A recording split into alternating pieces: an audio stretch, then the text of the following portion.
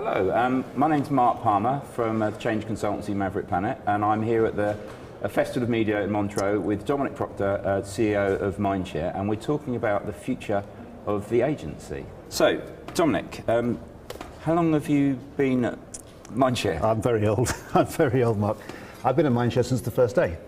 And how long ago was that? Well, that was 14 years ago that we launched it, and yeah, I mean it's amazing. It's gone very, very quickly, but 14 years in Mindshare, yeah. So we're talking about the future today, let's just go up to the present. So if I imagine I arrived in your agency 14 years ago and I would write Star Trek thing or Doctor Who, transported somebody out of the building and re-put them back into Mindshare now, what would be the huge differences or not huge differences they would see now, 14 years, reappear? Well, they would see a business that has become much, much, much broader than it was when it started 14 years ago. I mean, it was... In those days, it was actually quite a bold strategy we had, was to broaden the business then, but even then it was much narrower than it is today. It was largely a transactional business. Right now, I think, in common with other agencies, it's just become a much broader canvas. So what things would the client see in the building now that they would have gone, what, 14 years ago? They would see people who come from all sorts of backgrounds. They would see people who we've recruited from film studios, from data mining companies, from content businesses, from sponsorship businesses, where 14 years ago they would have largely seen people who'd been brought up as generalists within a media department.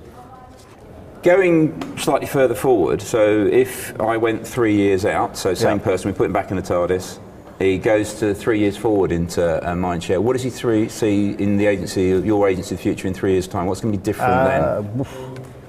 Well, probably broader still, actually. I mean, probably an even broader company than we have now. I mean, I think the thing is that what we need to provide are specialists, but we need to provide them in a way that's kind of integrated. So we'll have more people from more diverse backgrounds, we'll have more mathematicians, we'll have more artists, but the trick and the difficult challenge is to find ways of making those specialists who come from very, very different walks of life in integrated teams. And how do you do that? It's really tough. It's really tough. Because you've got a lot of people there who are essentially kind of mavericks, if you like. I mean, real mavericks, often difficult to manage, but we will try and attract and do attract people who want to work in teams. I mean, I think that's the thing. Not loners, people who want to be maverick, want to be specialists, want to be in their own specialist area, but to work in teams. So we were chatting earlier, one of the interesting things we talked about, that Google's just sort of looked to restructure itself. Having been hugely successful as a business, it's just gone back to original founders, leading the company, re-looked at the way it structured itself to do things.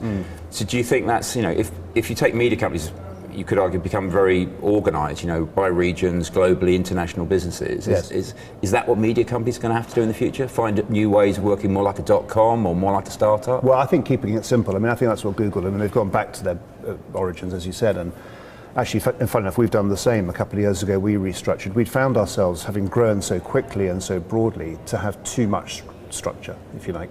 We had, in some countries we had 12 different departments, 12 different, Mindshare this, Mindshare that, Mindshare the other. And so we went right back and stripped it all out and now just have really 2 or 3 different names over the doors. And how does it work? So, because if you've got these specialist areas, so if we take specifically, say, digital, that's been talked about as being a fundamental change to the business, much more real-time technology, real-time copy, real-time creative. How does that fit in? It's because almost it's a very different discipline. It's got the quants, or the people who like to sit in their computers and pore over the data, sitting next to a creative person. Doesn't sound to me like either an easier thing to manage or something you can manage within a whole. Do you outsource the digital bit, or do you build a separate? No, it's integral. I mean, it has to be together, and it is difficult. I mean, it's very difficult. I mean, the skill of the client leader, that's what it comes down to, is to be the orchestra leader, if you like. Okay, so you've got violinists, you've got pianists, they're different kinds of people, but you need to get someone who can quite understand what it is that the client really wants and to deliver it through one portal. So I think there's a key job here, which is the portal into the agency, and that's the client leader who then brings all the specialists together. So what skills, so if you're hiring, if you presumably got some of these, you're looking for more, is the key skill of that person management? Is that key skill of that person facilitation? is that key skill of that person creative passion? Is the key skill of that person, what is? Well, okay, so the key skill of that person, there are two. The first is to understand what the client wants by listening, and the second is then to deliver it, of course. So it's the listening piece that often gets lost. Now, within that, because obviously you're saying what goes on, there's all the different areas, you've got content, you've got data, because that's what needs to be done. Yeah. There's obviously an outside of that, and there's two outside parts. There's particularly the client, and there's obviously what we've historically said, the media owner. We've now obviously got technology companies. How do you interface with them? So if I take them specifically, excuse me, what happens to your interface with the client? Is it that you just manage it for them? How does it work in terms of how you now have to work with clients in the future? Well, in most clients, and of course there are lots of different types of clients, but most clients want it to be managed through one point, Mark. I mean, rather, they don't need to meet everybody on the team all the time. It's impossible. It's just logistically impossible. So the way we try and manage it is through portals. I mean, that's the challenge, is to find that one person or that one group who can deliver everything. Yeah. They don't need, when you're building a house, you don't need to know the plumber and the electrician, do you? As long as you've got a good architect. I wish I'd met mine. You'd probably find him. It's in my kitchen. Yeah. Well, there you go. You need a better architect. Okay. Don't blame the guy who built the kitchen. Blame the architect. What about let's take the content piece, because there is obviously money in all of this, and everybody would like a share. So if I'm a TV producer or an independent producer or an entrepreneur, I might want to say, come to me, because I'm the person most likely to have that. Why would a client necessarily deal with content through you rather than going straight to a TV company? Well, they have that choice, of course they do.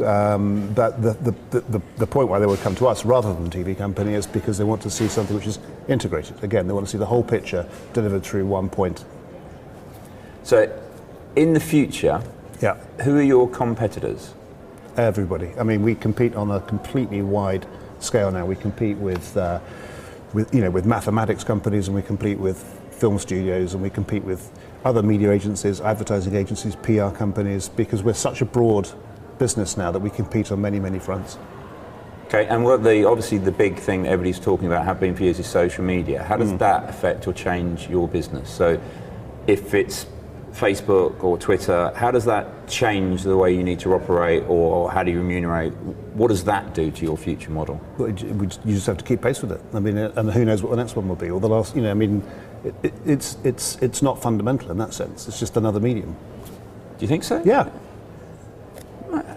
So if you were to be given a large amount of money for predicting the future, so Martin Sorrell came into you, as he often does, I'm sure, he always does, and says, there's a large amount of cash for giving me your 3 things that you would do to have the agency that's going to make the difference in 3 years' time. The 3 things it would do or stand for, or what would those 3 things be?